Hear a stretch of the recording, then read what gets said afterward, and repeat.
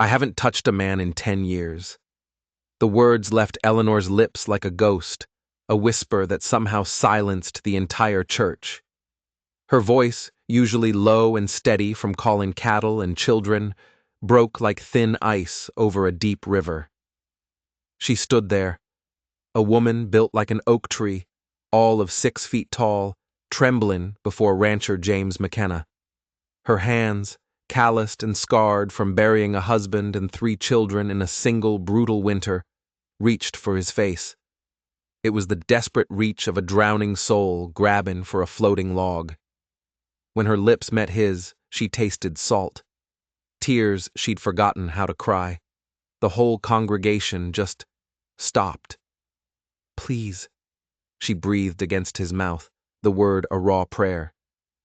"Marry me before I remember why I swore I'd never love again."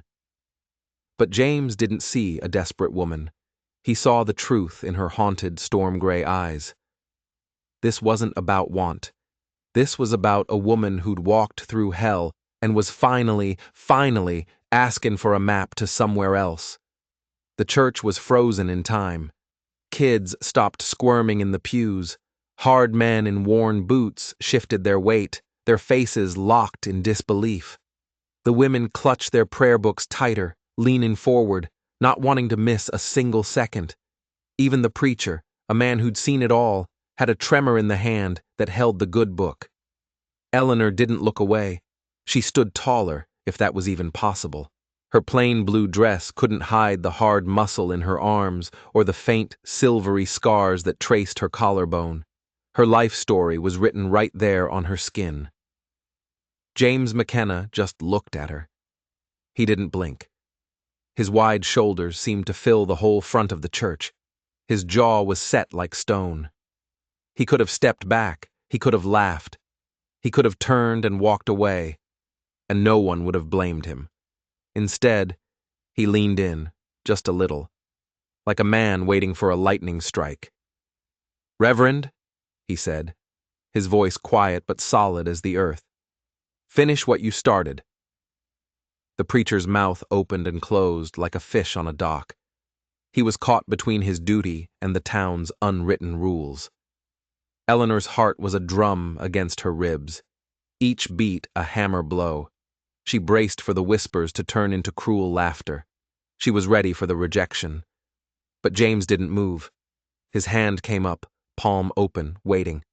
A silent offer. She slid her rough hand into his. Callous met callous. 2 lifetimes of hard work and harder loss, clasped together in a promise stronger than any words. I now pronounce you husband and wife," the preacher stammered, the last word cracking in his throat. A shockwave rolled through the pews. You could hear it, a collective gasp. Some folks crossed themselves. Others started muttering prayers under their breath. One old-timer, Jedediah Smith, spat a stream of tobacco juice onto the floorboards. "God help him," he grumbled, loud enough for half the church to hear. But Eleanor only heard her own breath rushing out of her chest. It was a strange mix of relief and terror, a dizzying feeling like standing on a cliff edge.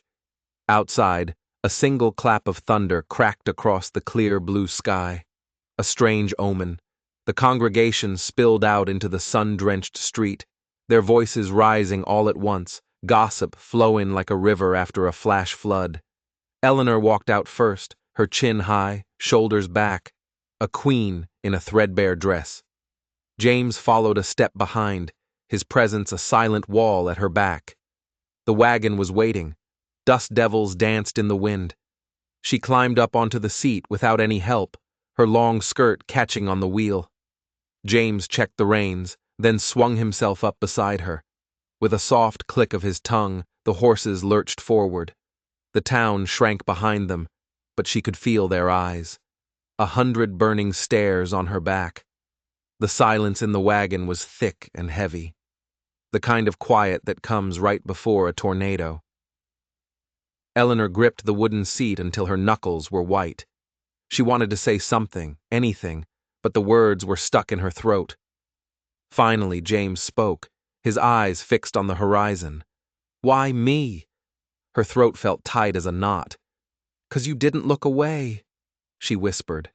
His jaw worked for a moment, chewing on her answer. He said nothing more. The road stretched on, a dusty ribbon cutting through the endless prairie. With every turn of the wheels, Eleanor's chest ached.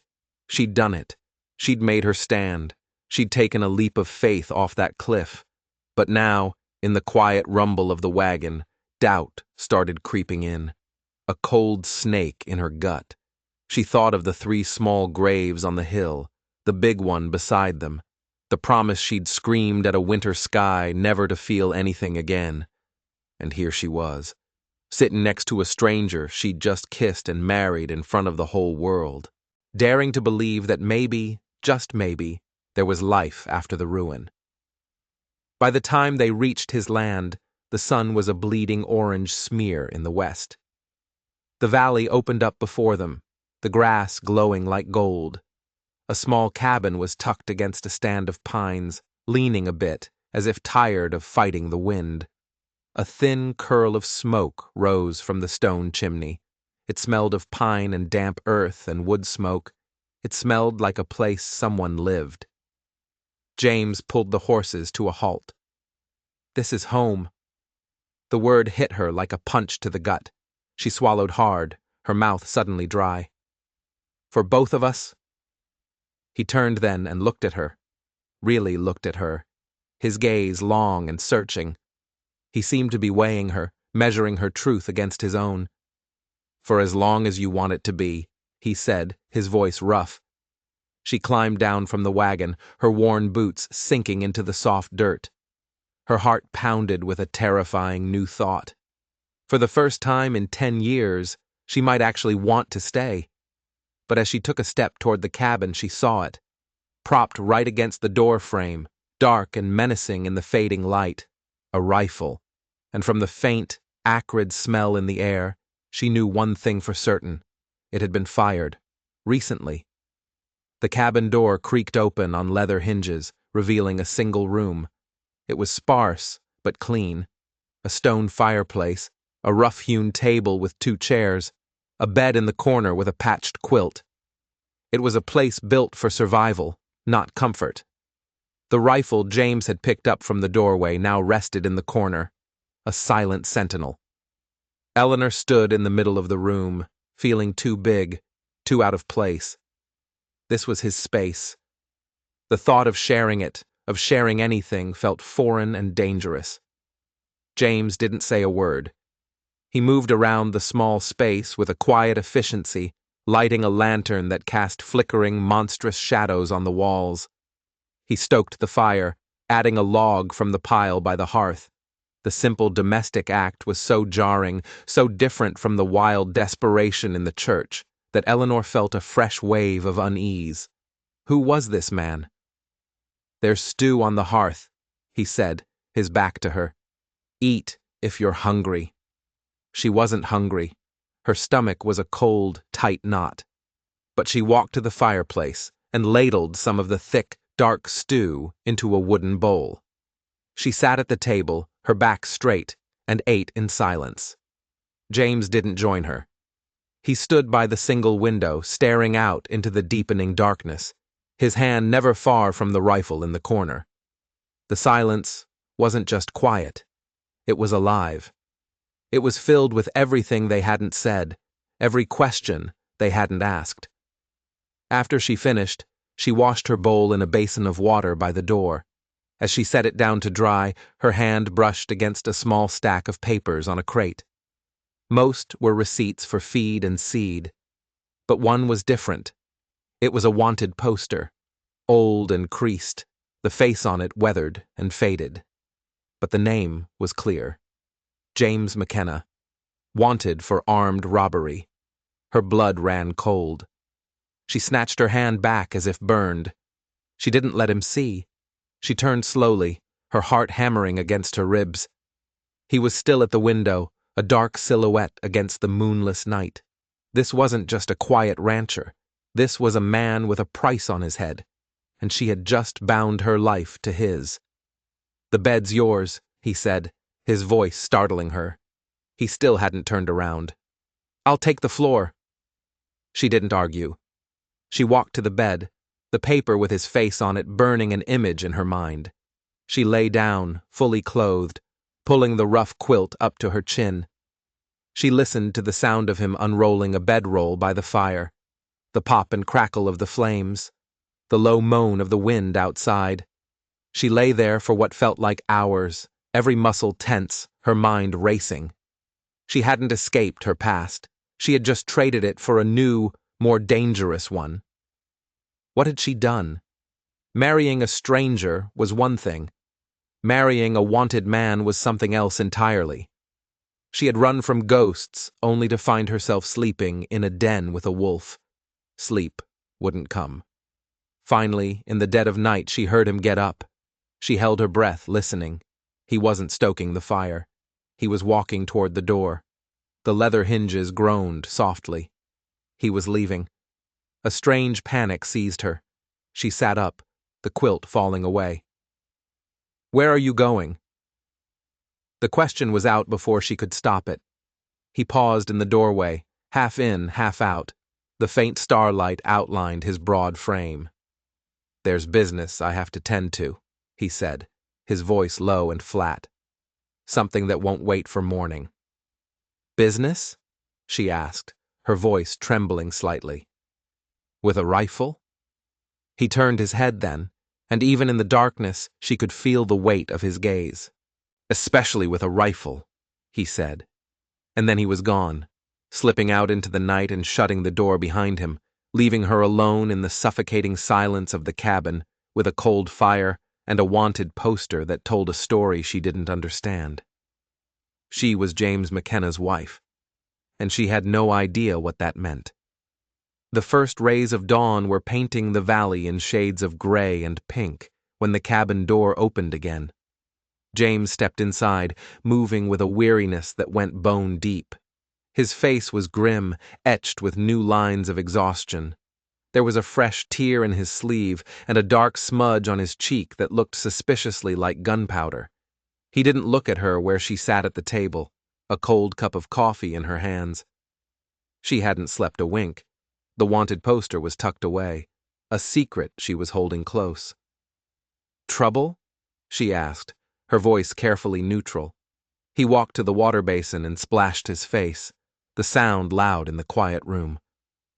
"Trouble's always out there," he said, toweling his face dry.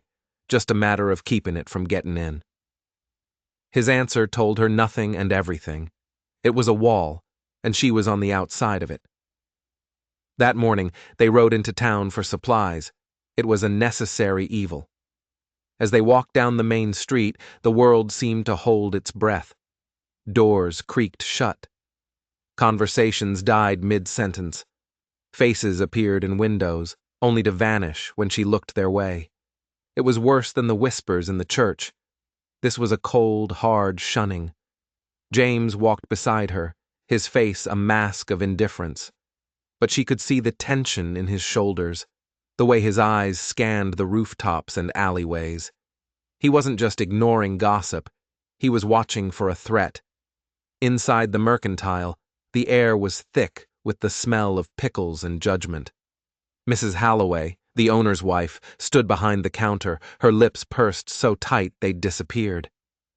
"Mr. McKenna," she said, her voice dripping with false sweetness. "And the missus." She looked Eleanor up and down, her gaze lingering on her height, her worn dress. It was an insult wrapped in a greeting. Eleanor ignored her. She moved through the store, grabbing flour, beans, coffee. She hefted a 50-pound sack of flour onto her shoulder as easily as another woman might lift a baby. Mrs. Halloway's eyes widened, a flicker of shock in her sour face. As James paid, Mrs. Halloway leaned forward conspiratorially. "Sheriff Kellerman was in here yesterday," she whispered, loud enough for Eleanor to hear. "Asking questions. About you. About your claim." James's hand froze over the coins on the counter. "My claim is filed and legal," he said, his voice dangerously quiet. Of course," Mrs. Halloway said, waving a dismissive hand. "It's just With Fitzgerald buying up so much land in the valley, folks are nervous. A man alone is an easy target. Her eyes flicked to Eleanor. Guess you're not so alone anymore. The implication was clear. Their marriage wasn't just a scandal. It was a business transaction, a defense. The ride back to the cabin was even more silent than the first. The weight of Mrs. Holloway's words hung between them. Eleanor felt a cold fury building inside her. She hadn't been chosen. She had been used. She was a scarecrow, a tall, imposing figure meant to frighten off predators. When they got back to the cabin, she slid off the wagon before it even stopped moving. She turned on him, her hands clenched into fists at her sides. "Am I just a guard dog?" she demanded, her voice shaking with rage. "Did you marry me just to have another gun to protect your land from this Fitzgerald?" James didn't flinch. He methodically unhitched the horses, his movements slow and deliberate. He didn't answer until they were free and heading for the corral. "I needed a wife," he said, finally looking at her. His eyes were dark, unreadable. "You needed a husband. It was a fair trade." "A trade?" she spat. "I stood up in front of God and everyone and offered you what was left of my heart, and you took it as a business deal?" "Hearts are a luxury out here, Eleanor," he shot back, his voice suddenly hard as iron. "Land is real. Survival is real. Fitzgerald is real. He wants this valley. He'll kill for it. I needed to show him my claim wasn't weak, and then you walked into that church." The cold, hard logic of it stole her breath. It was a slap in the face. All the trembling hope she'd felt was a lie, a sham. She was just a piece on his chessboard. She stared at him, the man who was her husband, and saw a complete stranger. A stranger with secrets, enemies, and a price on his head. That night, a storm rolled in, the sky cracking open with rain and fury that matched the tempest in her soul. They sat in the cabin, on opposite sides of the room, the fire crackling between them like a roaring beast. The tension was a physical thing, a pressure in the air that made it hard to breathe. Suddenly, a frantic pounding on the door cut through the sound of the thunder. James was on his feet in an instant, rifle in hand. He moved to the door, pressing himself against the wall beside it. "Who is it?" he yelled over the storm. "It's Jedediah!" a panicked voice shouted back. "From town! You gotta help me, McKenna! They're after me!" James exchanged a look with Eleanor. Jedediah was the old man who'd spat on the floor at their wedding. Why would he come here? James cautiously unbarred the door and swung it open. Jedediah Smith stumbled in, soaking wet and gasping for breath. His eyes were wide with terror. "They burned me out," he choked out, collapsing onto a chair. "Fitzgerald's men said my land was forfeit, said I owed him." Eleanor's blood turned to ice. She remembered her own husband, the debt, the way Fitzgerald had stripped them bare right before that final, fatal winter. "Why come to me?" James asked, his voice sharp, his rifle still ready. Jedediah looked up, his face a mask of desperation. "Because you're the only one who ever stood up to him. And because—" He hesitated, pulling a crumpled, wet piece of paper from his pocket. He smoothed it out on the table. It was another wanted poster. But this one wasn't for James. The face was younger, angrier. But the name was unmistakable. Daniel Peterson. Wanted for assault on a bank official. Eleanor stared at the name. Her hands began to shake. "Who is this?" James asked, his eyes narrowed. Jedediah looked from the poster to Eleanor, his expression filled with a terrible pity. "That," he said, his voice barely a whisper, "is Eleanor's dead husband." The name on the poster echoed in the small cabin, louder than the thunder outside. Daniel Peterson, Eleanor's husband, the man she had buried on a frozen hillside. Wanted for assault. The room tilted. Eleanor grabbed the edge of the table to steady herself. It couldn't be. Daniel was a good man, a quiet farmer. He couldn't. "This is a lie," she whispered, her voice hoarse. "Ain't no lie. Jedediah said, shaking his head. Happened a week before that first snow hit. Daniel went to see Fitzgerald at the bank, tried to ask for more time on his loan. Fitzgerald laughed in his face. Folks say Daniel lost his temper, broke the banker's nose. A memory surfaced, sharp and painful. Daniel coming home that night, his knuckles bruised and bloody. He'd told her he'd had a fight with a drunk in the saloon. She had believed him. Fitzgerald put the bounty on him right after, Jedediah continued, his voice low. But then the blizzard hit, buried everything. After the thaw, when everyone found out your family was gone, Fitzgerald just let it be, figured the winter had collected his debt for him. The pieces clicked into place with sickening clarity. The loan, the fight, the way Fitzgerald had stripped them of their stock and supplies. It wasn't just business, it was punishment. It was a slow, deliberate execution. Fitzgerald hadn't just ruined them, he had murdered them. Rage, pure and white-hot, burned away her shock.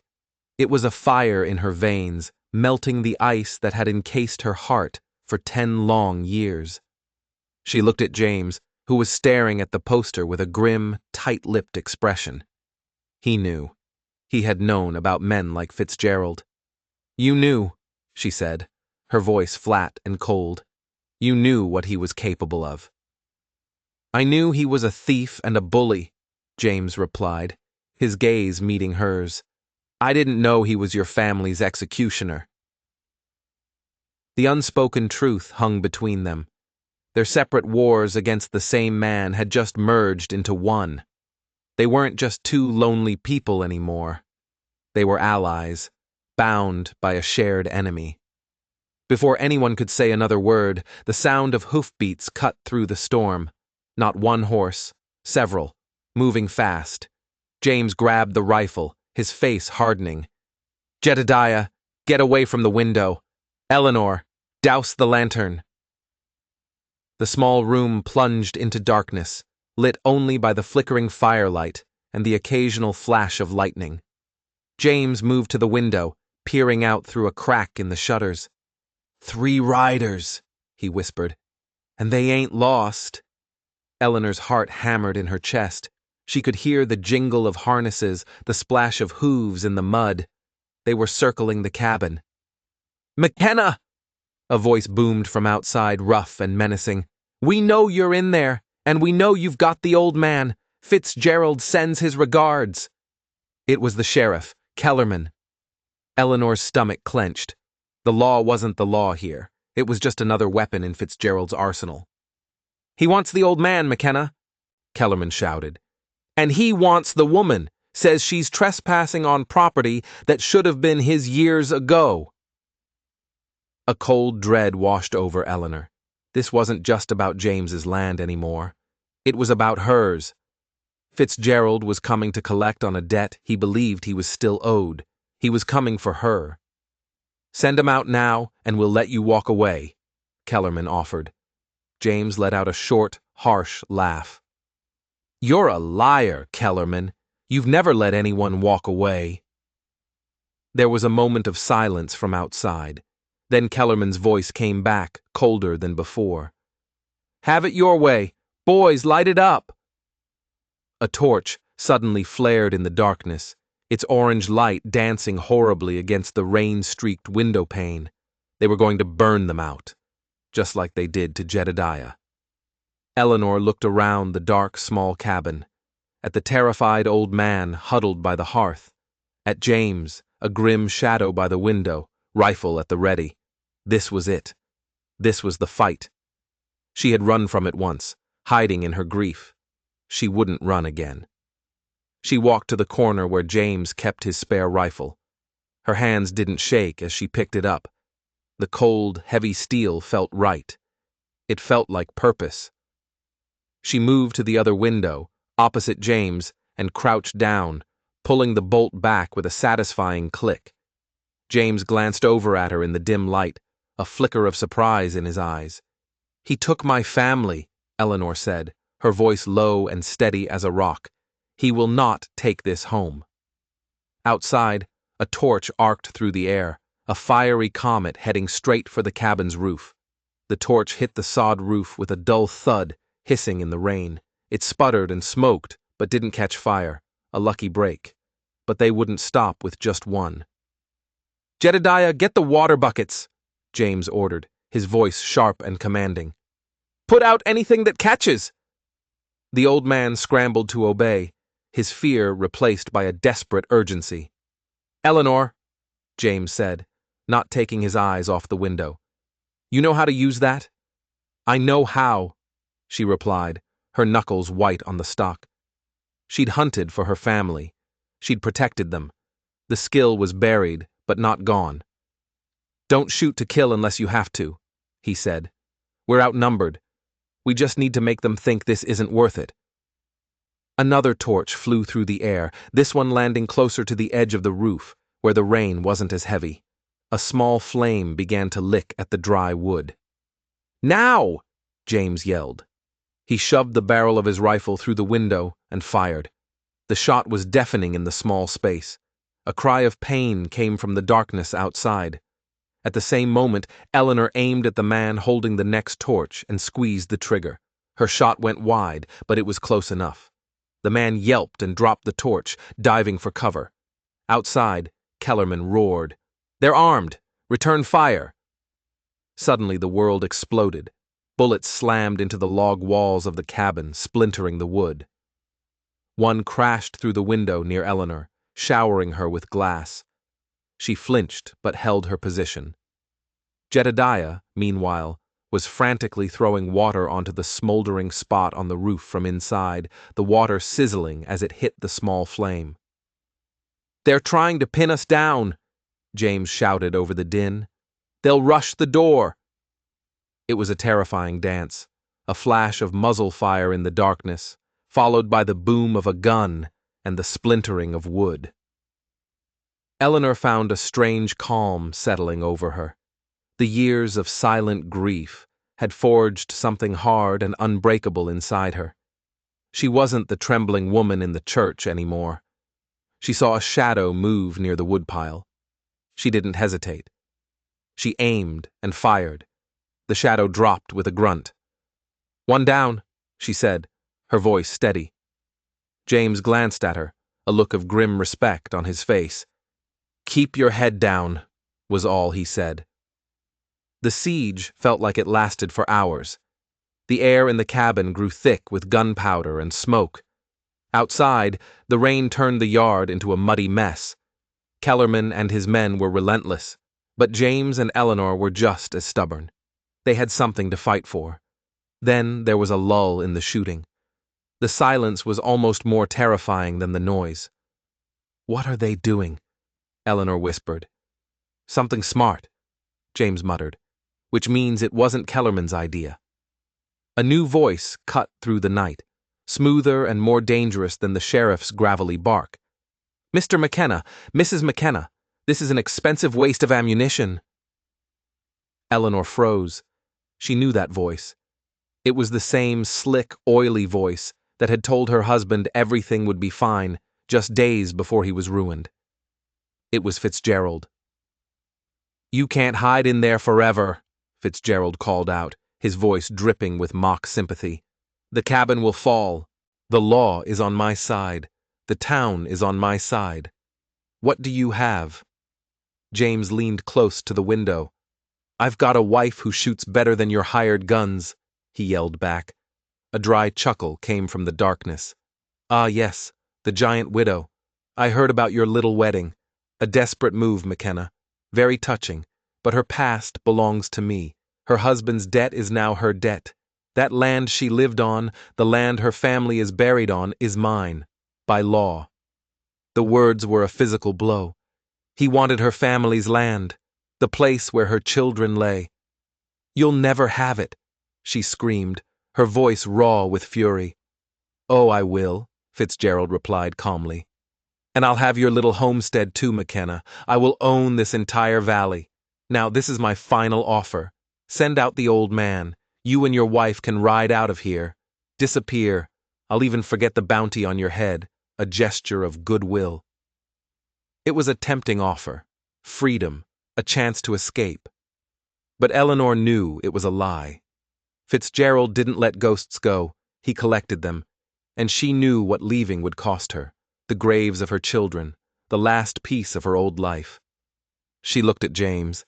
His face was a thundercloud in the dim light. She saw the wanted poster in her mind's eye, his freedom. "James," she began, her voice soft, "maybe we should." "No," he cut her off, his voice iron. He looked at her, his eyes boring into hers. "We don't run, not from him." He turned back to the window. "We're not going anywhere, Fitzgerald." Fitzgerald sighed dramatically. "A pity. Kellerman, if you would be so kind, use the wagon." Eleanor's blood ran cold. What did he mean? Then she heard it. The creak of wheels, the grunt of men pushing. They were rolling their own supply wagon toward the cabin. It was loaded with hay. They were turning it into a giant rolling firebomb. "They're going to burn us alive," Jedediah whimpered from his corner. This was the end game. There was no escape. The cabin was a trap, a coffin. James looked at her, his face grim. For the first time, she saw a flicker of something that looked like fear in his eyes. Not for himself, for her. "Eleanor," he said, his voice low and urgent. "There's a loose board under the bed. It leads to a small cellar, just big enough for one person. You and Jedediah." "No," she said, cutting him off. "I'm not leaving you." "That's not a request," he snarled. "I'm not a child to be ordered around," she shot back. "I'm your wife. I am not hiding in a hole while my husband dies." They stared at each other, the roar of the storm and the shouts of the men outside fading into the background. In that moment, something shifted between them. The marriage of convenience, the business deal, it all burned away in the heat of the fight. All that was left was two people, standing together against the darkness. "All right," he said, giving a single sharp nod. "Then we fight." He looked around the cabin, his eyes calculating. "But not here." He grabbed a heavy iron poker from the fireplace. "When I open the door, we run, not for the trees, for them. It's the last thing they'll expect." It was suicide, a crazy, desperate plan, and it was the only one they had. He moved to the door, poker in one hand, rifle in the other. He looked back at her, his face illuminated by the approaching torches on the wagon. "Ready?" he asked. She raised her rifle, her heart pounding a frantic rhythm against her ribs. She gave him a fierce, determined nod. "Born ready!" James took a deep breath, kicked the bar away from the door, and flung it open. "Now!" he roared, charging out into the storm-swept night, straight into the heart of the fire. The world outside was a chaotic nightmare of mud, rain, and shouting men. The hay-filled wagon was a rolling inferno, casting a hellish orange glow on the scene. For a split second, Kellerman, Fitzgerald, and their men were frozen in shock, stunned by the sheer audacity of the attack. That second was all James and Eleanor needed. James fired from the hip, his shot taking down a man who was raising his pistol. Eleanor, right behind him, leveled her rifle and fired at another, the kick of the gun a familiar jolt against her shoulder. The man cried out and stumbled back, clutching his arm. They weren't aiming to kill. They were aiming to create chaos. And it was working. "Don't let them get away!" Fitzgerald shrieked, his composure finally cracking. He scrambled behind the burning wagon for cover, a coward to the last. Kellerman, however, was no coward. He was a brute. He drew his pistol and charged straight at James. The two men collided with the force of freight trains, crashing into the mud. The rifle flew from James's hand. They rolled and grappled, two powerful men locked in a deadly struggle, their grunts and curses lost in the roar of the storm. Eleanor saw it happen. She raised her rifle to help, but one of the other hired guns was taking aim at her. She dove behind the woodpile, splinters digging into her skin as a bullet whizzed past her head. She was pinned down. She could hear the brutal sounds of James and Kellerman fighting, the sickening thud of fists on flesh. She had to do something. From his hiding spot, Jedediah, seeing his chance, burst from the cabin. He wasn't a fighter, but he was a farmer. He grabbed a heavy pitchfork that was leaning against the corral and ran, not at the gunman, but at the horses tied to Fitzgerald's own carriage. With a wild yell, he jabbed the pitchfork into the air, spooking the animals. The horses screamed and reared, their eyes wide with terror. They broke free from their tethers and bolted, dragging the fine carriage right through the middle of the gunfight. It was a perfect distraction. The gunman who had Eleanor pinned down had to jump out of the way. In that moment of confusion, Eleanor rose up from behind the woodpile and brought the butt of her rifle down hard on the back of his head. He collapsed without a sound. She turned back to the fight. Kellerman had James on the ground and was raising his pistol to deliver the final blow. "No!" Eleanor screamed. She ran, her long legs eating up the muddy ground. She didn't have time to aim, to shoot. She just ran. She slammed her body into Kellerman with all the force of her grief, her rage, her desperation. The sheriff was a big man, but he was not prepared for the full charging weight of Eleanor McKenna. He flew sideways, the gun firing harmlessly into the night sky. He landed hard in the mud, the air knocked out of him. Before he could recover, Eleanor was on him, her hands, those hands that had buried children, closing around his throat. Her face was a mask of pure fury, a terrifying sight in the firelight. Kellerman's eyes bulged. He clawed at her hands, but her grip was like iron. His face began to turn purple. "Eleanor, enough!" It was James's voice. He was on his feet, bruised and bleeding, but alive. She looked at him, then down at the gasping man beneath her. With a final surge of disgust, she released him and scrambled back. The fight was over. The remaining hired guns, seeing their leaders defeated, had thrown down their weapons. And then there was only Fitzgerald. He emerged from behind the smoldering wagon, his fine clothes spattered with mud, his face pale with shock. He held up his hands, trying to regain his smooth, commanding presence. "Now, let's be reasonable," he began. "This has all been a terrible misunderstanding." James walked toward him, picking up his rifle from the mud. His limp was more pronounced now, his face a mess of cuts and bruises. "The only misunderstanding," James growled, leveling the rifle at Fitzgerald's chest, "is that you thought you could take what wasn't yours and get away with it." "You can't do this," Fitzgerald squeaked, his voice rising in panic. "I am a respected businessman. I have the law on my side." "Your law is lying in the mud," Eleanor said, coming to stand beside James. She was covered in mud, her hair had come undone, but she had never looked more powerful. Suddenly the sound of more riders came from the darkness. Not 2 or 3, a dozen, maybe more. For a heart-stopping moment, Eleanor thought Fitzgerald had more men. But as they came into the firelight, she saw they weren't hired guns. They were townsfolk. Farmers and ranchers, armed with old shotguns and hunting rifles. Mrs. Halloway from the Mercantile was there, holding a lantern high, her sour face set in a determined scowl. Jedediah had done more than spook the horses. When he'd run from the cabin, he'd kept running all the way to the nearest homestead, raising the alarm. The people of the valley, who had whispered and judged, had finally been pushed too far. Fitzgerald's greed had threatened them all, and tonight they had chosen a side. Fitzgerald stared at the silent, grim-faced crowd, and all the color drained from his face. He had lost. His power, built on fear and intimidation, had crumbled in a single night. He looked from the angry townsfolk to the 2 figures standing before him, the giant widow and the wanted man. They weren't outcasts anymore. They were heroes. Sheriff Kellerman was hauled to his feet, his hands bound. Fitzgerald, sputtering and protesting, was seized by 2 grim-faced ranchers. The long reign of terror in the valley was finally over. As the crowd began to lead the prisoners away, James turned to Eleanor. The fire from the wagon cast dancing shadows on their faces. They were both bruised, exhausted, and covered in mud. He reached out, his hand gently touching her cheek. "You were right," he said, his voice rough with emotion. "You're not a guard dog."